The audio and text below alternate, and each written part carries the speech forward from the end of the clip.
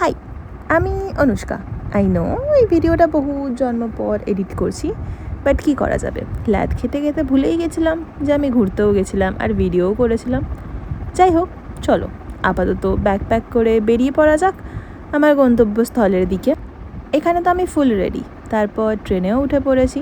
রাতের দিকে ট্রেন ছিল। ট্রেনে উঠে কিছুক্ষণ বসার পর হঠাৎ করে দেখি সিটের ওপর থেকে একটা ক্রিপি লোক আমাকে ক্রিপি লুকস দিচ্ছে আর ক্রিপি ইশারা করছে।